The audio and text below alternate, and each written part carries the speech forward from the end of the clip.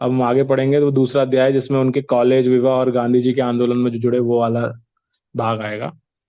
तो उसके लिए नेक्स्ट फतेह प्रभु जी आप पढ़िएगा। हरे कृष्णा प्रभु जी। कॉलेज, विवाह और गांधी जी का आंदोलन। मैं गांधी जी के आंदोलन में सन 1920 में शामिल हुआ और मैंने अपनी पढ़ाई छोड़ दी। यद्यपि मैं बीए फाइनल परीक्षा पास कर चुका था, मैंने उसे छोड़ दिया और उसमें सम्मिलित नहीं हुआ। श्रील प्रभुपाद। सन 1914 में युद्ध आरंभ हुआ और बहुत से भारतीयों ने अपने शासक ग्रेट ब्रिटेन की ओर से लड़ाई के लिए नाम दर्ज कराए। अभय मैदान पार्क की दौड़ पट्टी पर ब्रिटिश हवाई जहाजों को उतरते हुए देखते। समाचार पत्रों से उन्हें लड़ाई की बातें मालूम होती, लेकिन युद्ध का उन पर कोई सीधा प्रभाव नहीं पड़ा। सन 1916 में वे कॉलेज में दाखिल हुए। कलकत्ता में लब्ध प्रतिष्ठित कॉलेज के दो, प्रेसिडेंसी कॉलेज और स्कॉटिश चर्च कॉलेज। अभय ने स्कॉटिश चर्च कॉलेज में प्रवेश किया। यह ईसाइयों का स्कूल था, लेकिन बंगालियों में इसकी बड़ी प्रतिष्ठा थी और बहुत से। हरे कृष्ण प्रभु जी, ये थोड़ा ऊपर हो जाएगा। माधव थोड़ा ऊपर कर।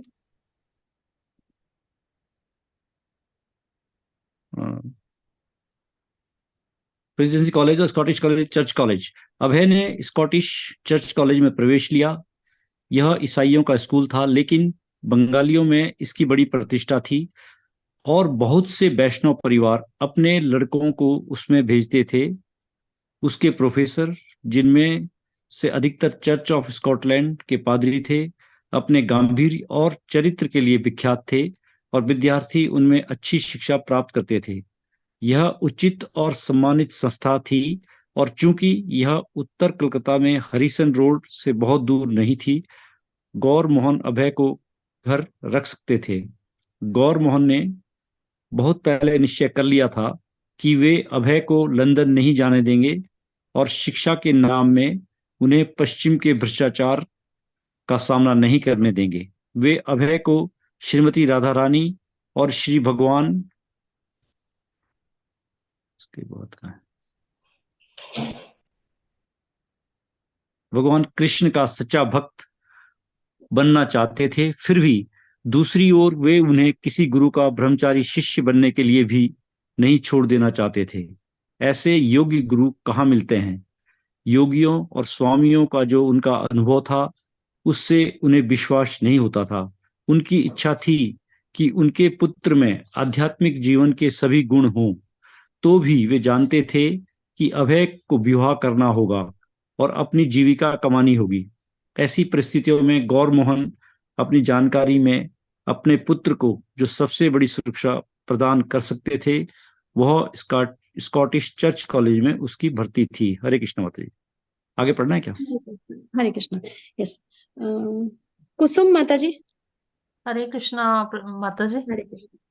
कॉलेज की स्थापना रेवरेंड अलेक्जेंडर डफ नाम के ईसाई मिशनरी की थी, जो सन 1830 ईस्वी में कलकत्ता आए थे। अलेक्जेंडर डफ भारतीयों में पाश्चात्य सभ्यता के अग्रगामी प्रचारक थे। सर्वप्रथम उन्होंने जनरल असेंबली इंस्टीट्यूशन की स्थापना की। उद्देश्य था पाश्चात्य सिद्धांतों पर आधारित और ऊंची कक्षाओं में अंग्रेजी के माध्यम से दी जाने वाली उदार और धार्मिक शिक्षा द्वारा बाइबल के संदेश का प्रसार करना।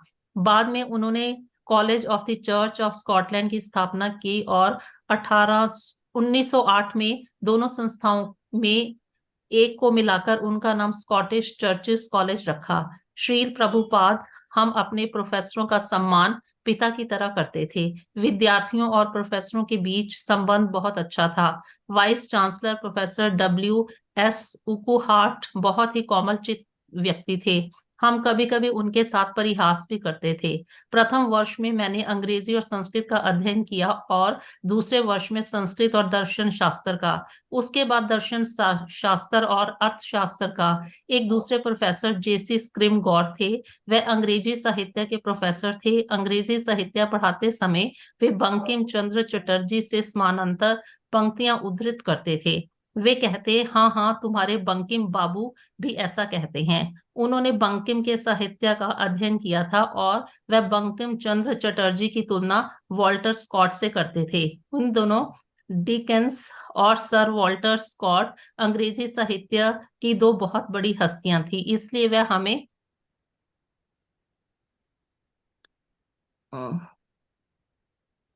हरे कृष्णा। वॉल्टर स्कॉट से करते थे। उन दिनों डिफेंस और सर डिकेंस और सर वॉल्टर स्कॉट अंग्रेजी साहित्य की दो बहुत बड़ी हस्तियां थी, इसलिए वह हमें इन उपन्यासकारों को पढ़ाते, उनमें बहुत अच्छा साम्य था।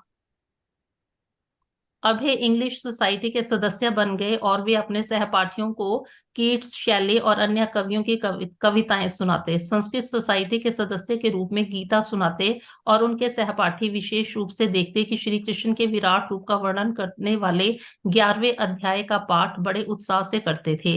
वे फुटबॉल भी खेलते और नाटक के अभिनय में भाग लेते। अमृतलाल बोस ने, जो बंगाल में थिएटर के प्रसिद्ध संगठनकर्ता और संचालक थे, महाप्रभु चैतन्य के जीवन पर आधारित एक नाटक के अभिनय की तैयारी अभय और उनके सहपाठियों से करवाई थी। चूंकि चैतन्य लीला सार्वजनिक अभिनयों में 8 आने में देखी जा सकती थी, इसलिए बोस ने तर्क किया कि उसके शौकिया अभिनय की क्या आवश्यकता है, और उत्तर में कहा कि चैतन्य लीला के तुम लोगों के अभिनय का दर्शकों पर इतना प्रभाव होना चाहिए कि उसे देखने के बाद वे पाप कर्म के लिए कभी राजी ना हो। हरे कृष्णा माता जी, हरे थैंक यू। नंदिनी माता जी। हरे कृष्णा हरे कृष्णा। और जब आप पढ़ना चाहते हैं अपना रेज हैंड कर सकते हैं, अदरवाइज हम फिर रिपीट करेंगे। यस। हरे कृष्णा। हरे कृष्णा, पढ़िए माता जी। अभय के मनोविज्ञान के अध्यापक उर्कू हार्ट ने प्रमाणित किया कि पुरुषों की अपेक्षा स्त्री विख्यात संचालक। हरे कृष्णा। यस। विख्यात अभी इससे संचालक। पहले वाला पैराग्राफ। हाँ, हरे कृष्णा। विख्यात संचालक बोस इन बालकों को प्रशिक्षण देने में अपनी सेवा केवल इस शर्त पर दे रहे थे कि वे सार्वजनिक अभिनय तब तक नहीं करेंगे जब तक बोस कह न दे कि उनका अभिनय निर्दोष है। अभय और अन्य बालक 1 साल तक चैतन्य नाटक की रिहर्सल करते रहे। अंततः उनके संचालक ने उन्हें सार्वजनिक अभिनय की अनुमति दी। अद्वैत आचार्य की भूमिका में अभिनय करते हुए अभय ने देखा कि दर्शकों में बहुत से लोग रो रहे हैं। पहले तो उनकी समझ में नहीं आया कि वे ऐसे क्यों कर रहे हैं, लेकिन बाद में उन्हें मालूम हुआ कि अभिनेताओं का प्रशिक्षण बहुत ही अच्छी तरह हुआ था और वे सच्चे दिल से इतना अच्छा अभिनय कर रहे थे कि दर्शक भाव विगलित हो गए। अभय का यह प्रथम और अंतिम अभिनय था। अभय के मनोविज्ञान के अध्यापक उर्कू हार्ट ने प्रमाणित किया कि पुरुषों की अपेक्षा स्त्रियों के मस्तिष्क का वजन कम होता है। उनके अर्थशास्त्र के प्रोफेसर मार्शल के इस सिद्धांत पर व्याख्यान देते कि पारिवारिक प्रेम आर्थिक विकास से प्रेरक होता है। संस्कृत में अभय रो और वेद की पाठ्य पुस्तक पढ़ते, जिसमें वर्णन था कि संस्कृत सभी भाषाओं की जननी है। संस्कृत में कालिदास के कुमार संभव करते हुए अभय पर, हरे कृष्ण माता जी, ऊपर कीजिए।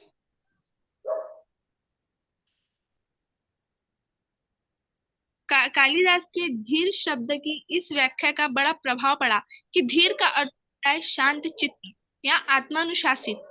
कालिदास के वर्णनानुसार एक बार बहुत समय पहले भगवान शिव गहरी साधना में लीन थे, क्योंकि देवताओं का राक्षसों से युद्ध चल रहा था।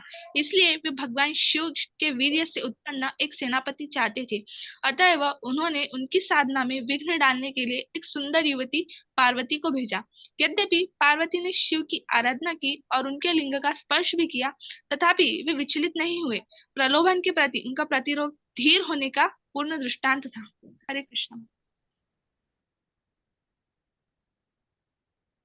हरे कृष्णा। ज्ञानेंद्र माता जी। हरे कृष्णा माता जी। हरे कृष्णा।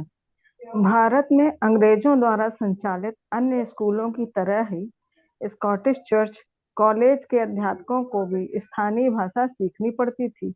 एक बार प्रोफेसर उर्कू हार्ट अभय और दूसरे विद्यार्थियों के पास से गुजरे जो मूंगफली खा रहे थे और आपस में बातें कर रहे थे। एक विद्यार्थी ने बंगाली में प्रोफेसर उर्कू हार्ट पर व्यंग किया। विद्यार्थियों को यह देखकर आश्चर्य हुआ कि प्रोफेसर उर्कू हार्ट व्यंग करने वाले की ओर तुरंत मुड़े और उनके व्यंग का उत्तर बंगाली में दिया। अभय और दूसरे छात्र शर्मा कर रहे हैं। बाइबल का अध्ययन अनिवार्य था। बाइबल सोसाइटी ने हर विद्यार्थी को सुंदर जिल्द वाली बाइबल दे रखी थी और हर प्रातःकाल विद्यार्थियों को बाइबल पढ़ने, प्रार्थना करने, भजन गाने के लिए एकत्र होना पड़ता था। प्रोफेसर में से एक ने वेद के कर्म, आत्मा के शरीरांतरण सिद्धांतों की आलोचना की। न्यायालय में किसी पर अभियोग नहीं लगाया जा सकता जब तक कि कोई गवाह न हो। इसी तरह उनका तर्क था कि इसी प्रकार यद्यपि हिंदुओं के अनुसार जीवात्मा को पुनर्जन्म के दुष्कर्मों का वर्तमान जन्म में दुख झेलना पड़ता है, पर पूर्व जन्म के दुष्कर्मों का प्रमाण कहाँ है।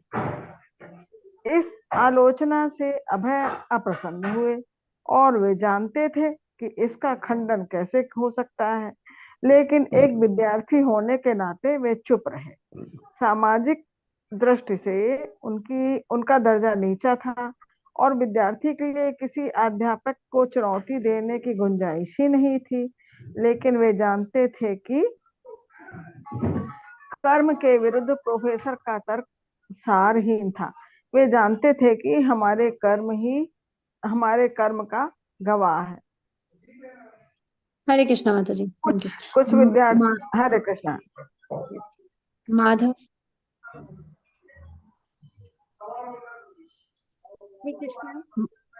कुछ विद्यार्थी जो छोटे छोटे गांवों से आए थे, कोलकाता की महान नगरी को और उसमें इतने अधिक यूरोपीय की उपस्थिति देखकर आश्चर्य करते और भयभीत होते थे। लेकिन अभय के लिए कोलकाता और अंग्रेज कोई डरावनी चीज नहीं थे। अपने स्कॉटिश अध्यापकों के लिए उनके मन में कुछ आकर्षण भी था, यद्यपि वे उनके प्रति कुछ डर, दूरी और तनाव का मिश्रित अनुभव करते, लेकिन वे उनकी नैतिकता और विद्यार्थियों के प्रति उनके संजनतापूर्ण और उदार व्यवहार के प्रशंसक थे। अभय को वे कोमल चित्त प्रतीत होते। हरे कृष्णा। हरे कृष्णा। अनुपम चंपकलता माता जी पढ़ेंगे।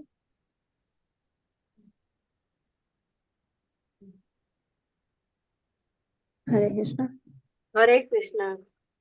एक बार बंगाल का गवर्नर जो स्कॉटिश था, स्कॉटिश चर्च कॉलेज आया और उसने हर कक्षा का निरीक्षण किया। कमरे बड़े थे और प्रत्येक में 150 विद्यार्थी बैठे थे। अभय पहली पंक्ति में बैठे थे और उन्होंने प्रसिद्ध गवर्नर मार्क्विस ऑफ जेटलैंड को बहुत निकट से देखा। स्कूल यूरोपियों और भारतीयों के बीच कड़ी सामाजिक दूरी के सिद्धांत पर चलता था। बंगाली अध्यापक भी जो नीची जाति के माने जाते थे, यूरोपीय प्रोफेसरों से भिन्न कमरे में बैठते थे।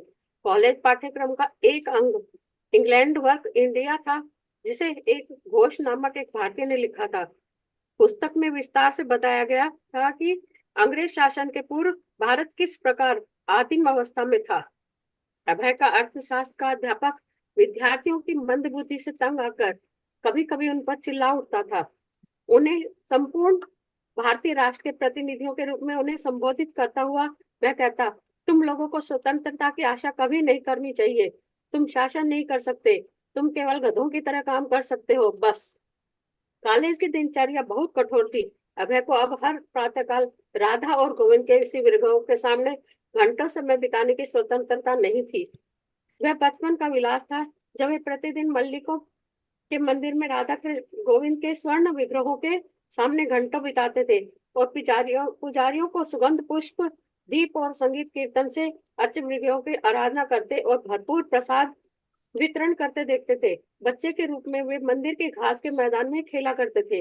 उन्होंने लोगों को सड़क के किनारे कचौरियां पकाते हुए देखा, साइकिल चलाई थी या भवतारिणी के साथ पतंग उड़ाई थी। उनका जीवन हरिसन रोड स्थित उनके घर पर माँ के वार्तालाप में और पिता की कृष्ण पूजा में केंद्रित था। अब वे सारे दृश्य पीछे छूट गए थे। अब उनके दिन स्कॉटिश चर्च कॉलेज के अहाते में बीतने लगे। वहां एक लॉन भी था, एक बगीचा था जिसमें पक्षी थे और बरगद का एक छोटा सा पेड़ भी था। लेकिन पूजा के स्थान पर वहां अध्ययन था। स्कॉटिश चर्च कॉलेज का वातावरण पढ़ाई लिखाई का था और विद्यार्थी जब नोटिस बोर्ड या मुख्य प्रवेश द्वार के सामने इकट्ठे होते या मुख्य द्वार प्रवेश द्वार से होकर टोलियों में अंदर या बाहर जाते, उस समय भी उनके आकस्मिक वार्तालाप का विषय प्रायः कक्षा कार्य या कॉलेज का कार्यकलाप होता। जवाब है हरे कृष्ण माता जी, थैंक यू माता जी। Yes. मंजू माता जी। अपने जब अभय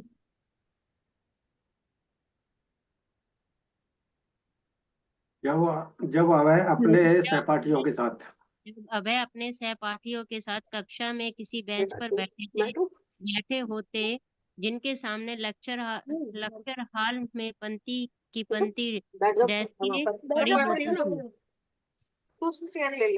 बड़ी होती थी, या जब वे प्रोफेसर में से जो प्राय यूरोपीय हरे कृष्ण माधव, हरे कृष्ण माधव, म्यूट करो। प्रोफेसर में से जो प्राय यूरोपीय लिबास में पादरी होते थे और इसका स्कॉटिश लहजे में बोलते हुए ड्यूटी जैसे शब्द को ड्यूटी कहते थे, किसी एक का व्याख्यान ध्यान पूर्वक न सुनते होते, या जब वे पाश्चात्य तर्कशास्त्र या रसायन शास्त्र या मनोवैज्ञानिक पर व्याख्यान सुनने के लिए वास्तव में कक्षा में न होते, तो उस समय वे कॉलेज लाइब्रेरी में पुस्तकों से घिरे किसी मेज पर बैठे गृह कार्य को पूरा करने में लगे होते, या किसी पुस्तक को एक मिनट अरे 1 मिनट माता जी, ये थोड़ा सा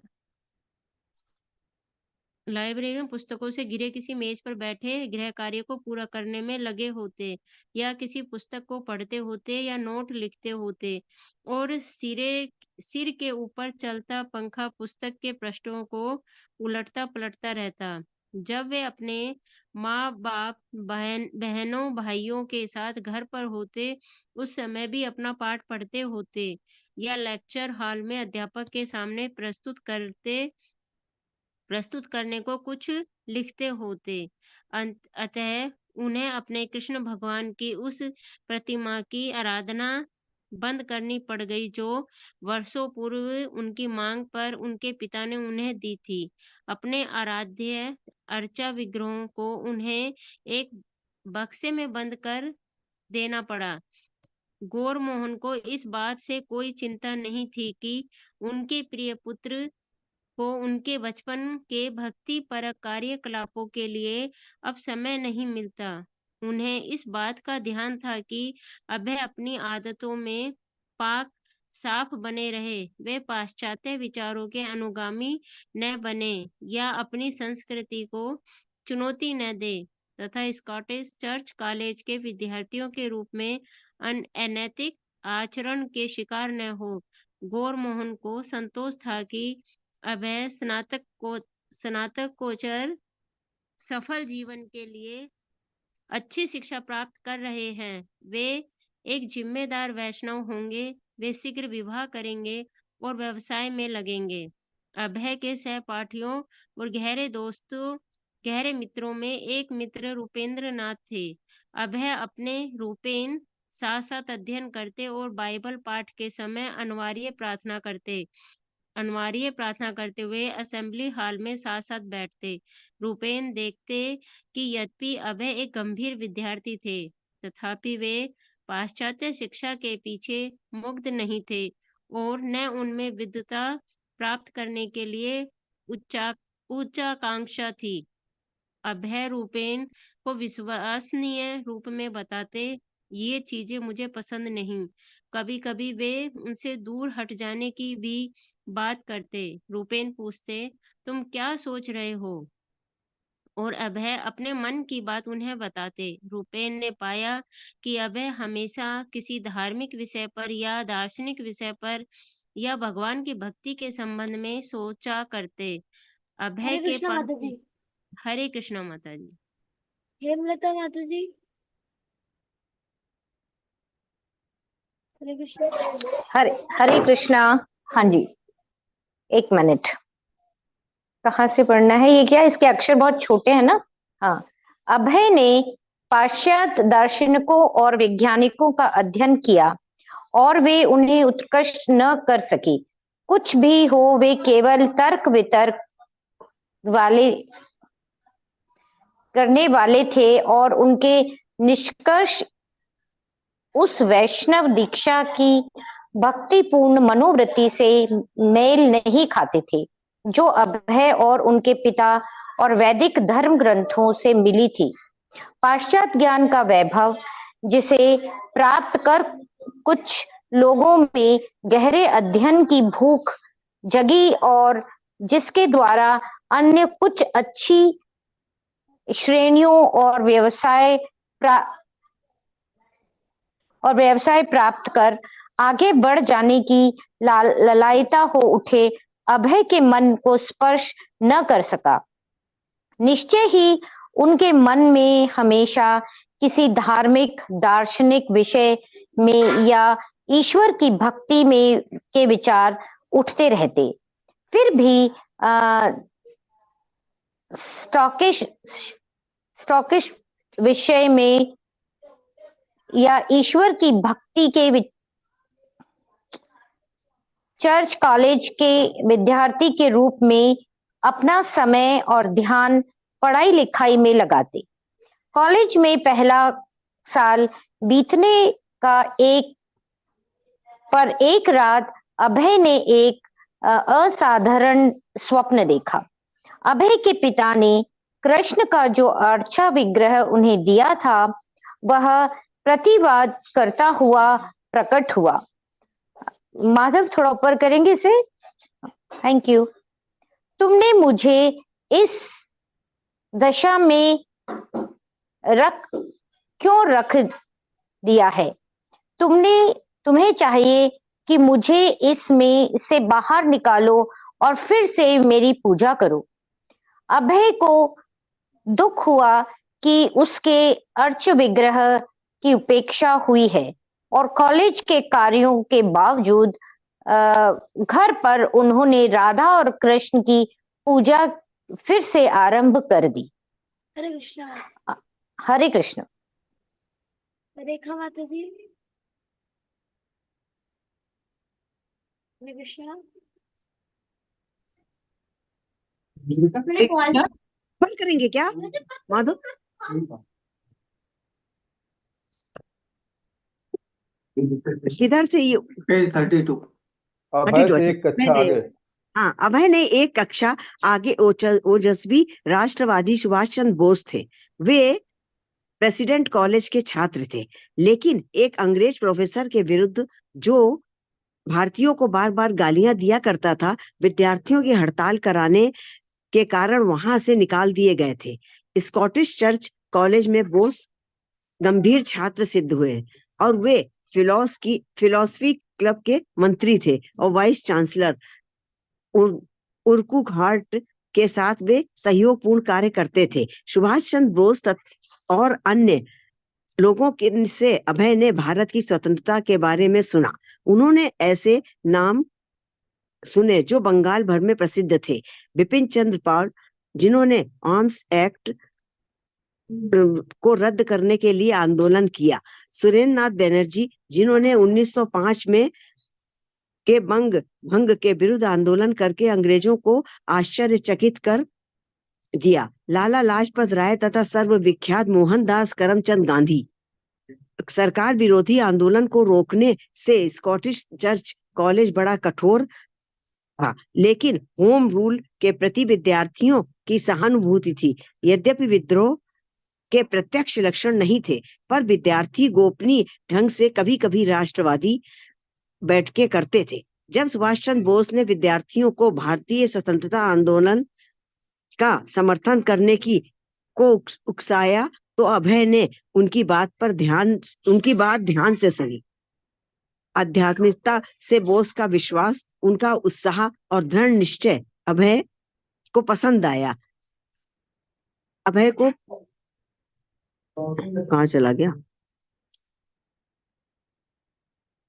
पसंद आया। अभय की रुचि राजनीतिक कार्यकलापों में नहीं थी, लेकिन स्वतंत्रता आंदोलन के आदर्श उन्हें रुचिकर लगे। बहुत से बंगाली वक्ताओं तथा लेखकों ने स्वराज के लिए भारत के प्रश्न को आध्यात्मिक आंदोलन का नाम दिया। राष्ट्रवादियों के लिए राजनीतिक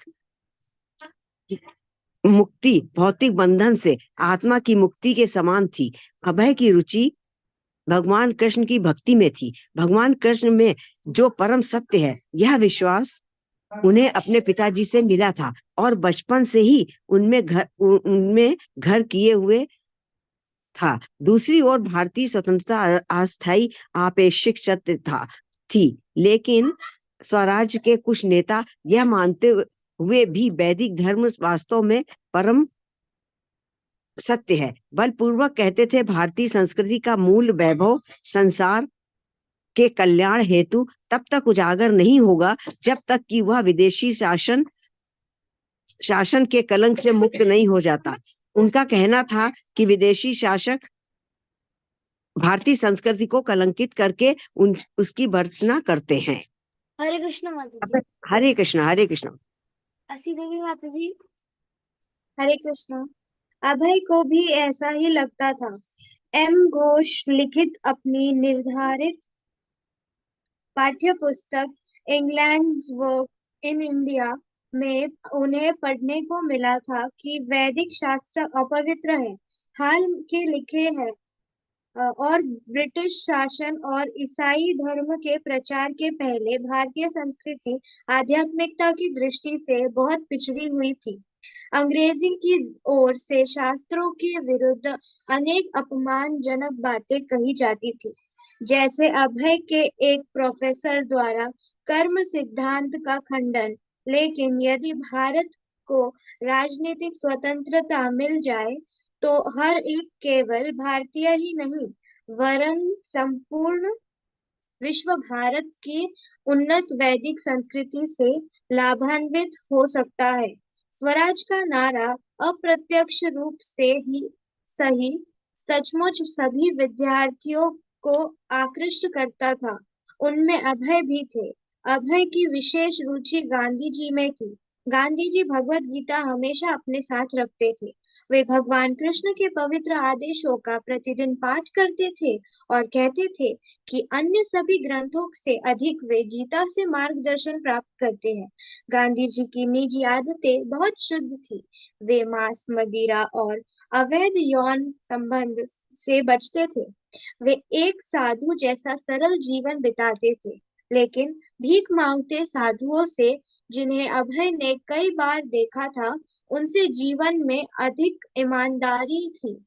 अभय गांधी जी के भाषणों को पढ़ते और उनमें उनके कार्यकलापों का अनुसरण करते। उन्हें लगता कि हो सकता है गांधी जी कार्य के क्षेत्र में आध्यात्मिकता को चरितार्थ करें। एक बार गांधी जी ने घोषित किया कि गीता के सत्य का स्थान बड़ा महत्वपूर्ण है। उसका महत्व वहाँ है जहाँ गीता केवल पढ़ी ही नहीं जाती वरन प्रत्येक की स्वतंत्रता के लिए कार्य करती है, और उस स्वतंत्रता का प्रतीक है स्वराज। हरे कृष्णा। हरे कृष्णा। हरे कृष्णा। नंदिनी माता जी।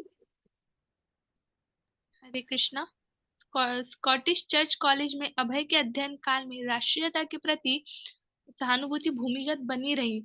वह एक प्रतिष्ठित संस्था थी। वहां से उपाधि प्राप्त करने के लिए विद्यार्थी को गहरा अध्ययन करना पड़ता था और तब आगे वह अच्छे रोजगार की आशा कर सकता था। ब्रिटिश शासन के विरुद्ध और स्वतंत्रता के पक्ष में खुलकर बोलने का मतलब था कॉलेज से निष्कासन का खतरा मोल लेना।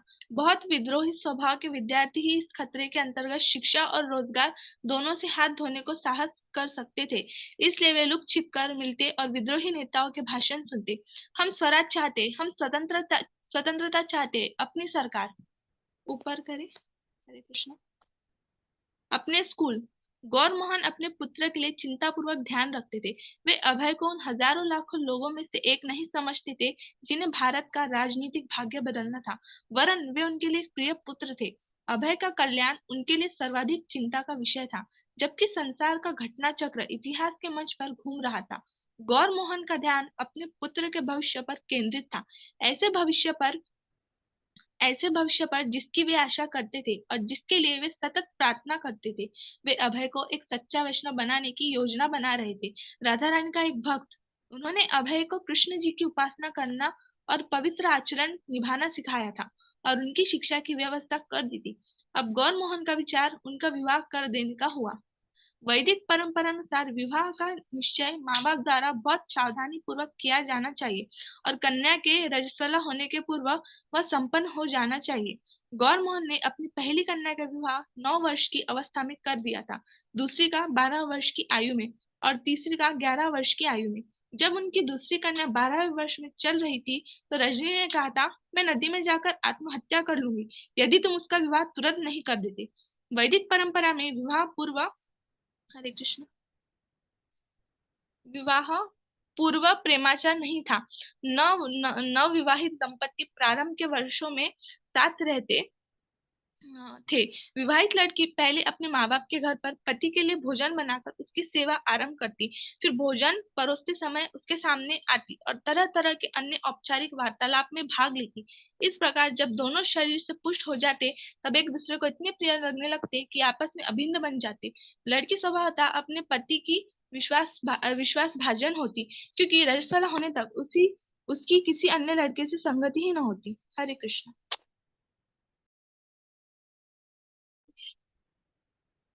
हरे कृष्णा। शिल्पा माता जी। यस, हरे कृष्ण माता जी। कलकत्ते में गौर मोहन के कई मित्र थे जिनके विवाह योग्य कन्याएं थी। माता जी नीचे कीजिएगा ना। और काफी समय से वे अभय के लिए एक उपयुक्त पत्नी के विषय में विचार कर रहे थे। सावधानी पर विचार विमर्श के बाद अंत में उन्होंने राधा रानी दत्त को चुना, जो महिलों के संबंधित एक स्वर्ण वणिक परिवार की कन्या थी। राधा रानी 11 वर्ष की थी। उसके पिता और गौर मोहन की भेंट हुई थी और दोनों परिवार विवाह पर सहमत हो गए।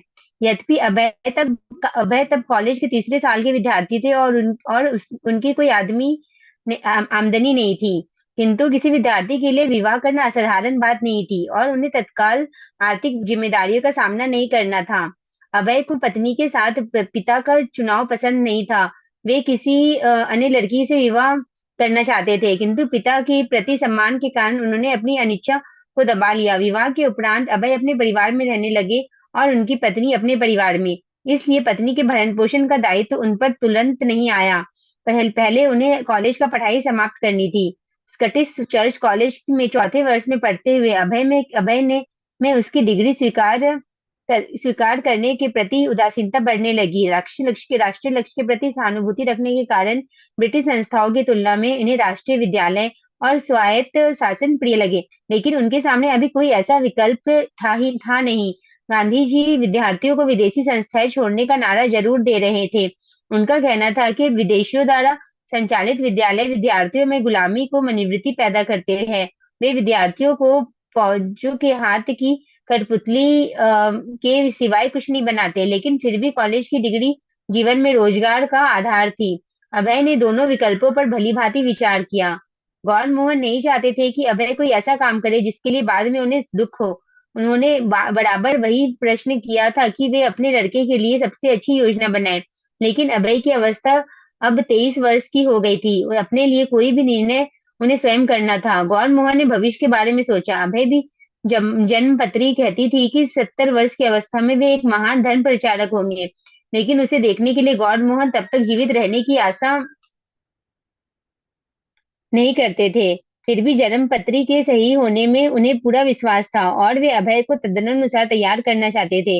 उन्होंने वैसा ही करने का प्रयत्न किया, लेकिन कृष्ण भगवान की क्या इच्छा है इसे जानने का कोई उपाय नहीं था। सब कुछ कृष्ण भगवान पर निर्भर था और कृष्ण भगवान राष्ट्रीयता, योजना और ज्योतिष के नियमों और एक ऐसे मामूली कपड़े के व्यापारी की इच्छाओं से परे थे। वे अपने लड़के को श्रीमती राधा रानी का पक्का भक्त और श्रीमद् भागवतम का प्रचारक बनाना चाहते थे। यद्यपि गौरमोहन की ओर से अभय की जो कुछ वे करना चाहते उसे करने की छूट थी, किंतु उन्होंने सावधानी पूर्वक उन्हें हमेशा उस मार्ग पर चलाना चाहा था जिसे वे सर्वोत्तम समझते थे। अस्तु कॉलेज के विषय में अभय के निर्णय में बिना दखल दिए गौरमोहन उनके लिए अच्छे व्यवसाय की तलाश में लग गए, परिणाम चाहे जैसा भी हो। सन 1820 में अभय ने 1920 में अभय ने चौथे साल की पढ़ाई पूरी कर ली और वे परीक्षा में बैठे। फाइनल परीक्षा के कठोर परिश्रम के बाद उन्होंने कुछ दिन का अवकाश मनाया। अपनी चिर संचित एक अभिलाषा की पूर्ति के लिए वे अकेले एक दिन की ट्रेन यात्रा द्वारा जगन्नाथपुरी पहुंचे। श्रील प्रभुपाद, बचपन से मैं हर दिन सोचा करता जगन्नाथपुरी कैसे पहुंच और वृंदावन कैसे जाऊं।